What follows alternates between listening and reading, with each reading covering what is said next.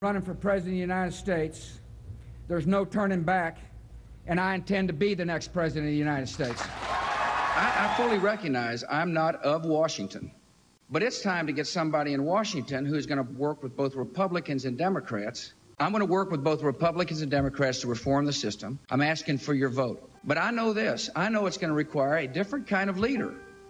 What you need to know about me is I'm going to uphold the law. I'm going to have an attorney general that enforces the law, whether or not you've got the capacity to convince people to follow. It's going to require somebody who can work across the partisan divide. We need somebody who can come up to Washington and say, look, let's forget all the politics and all the finger. I believe we ought to give seniors more options. I believe we're overextended in too many places. Trying to frighten people in the voting booth. It's just not the way I think. That's just not my intentions. It's not my plan. I proudly accept your nomination.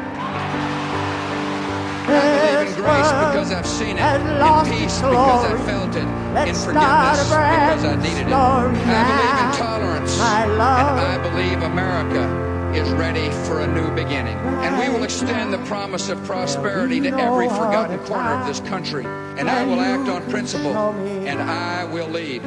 America will be proud to have a leader of such character. When I put my hand on the Bible, I will swear to not only uphold the laws of our land, I will swear to uphold the honor and dignity of the office to which I have been elected, so help me God. A civil society demands from each of us goodwill and respect. Citizens, not subjects.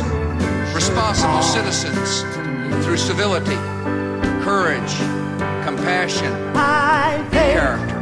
And renew the promise of America's public schools and save Social Security together to speak for greater justice and compassion.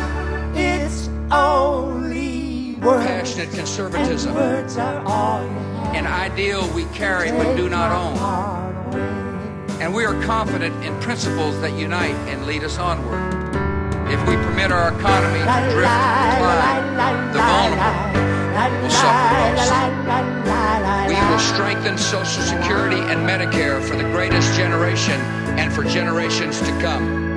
I want all seniors to have prescription drugs and Medicare. We need to reform Medicare. My budget will commit an additional $400 billion over the next decade to reform and strengthen Medicare.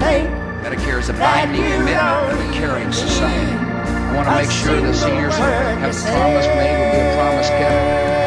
Seniors and low-income Americans receive the help they need. A way to help low-income folks, particularly here in the East, pay for their high fuel bills. They've had a chance to form consensus. I've got a plan on Medicare, for example. This is a two-stage plan that says we're going to have immediate help for seniors, what I call immediate helping hand, a $48 billion program.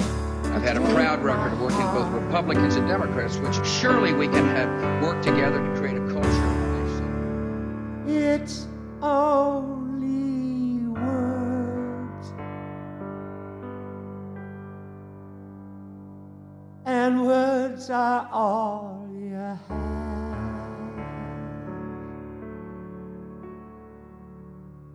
to take my heart away.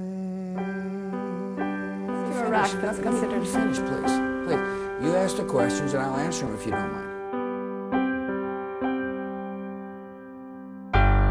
Ben Franklin was here, Thomas Jefferson, and of course George Washington, or as his friends called him, George W. God bless America.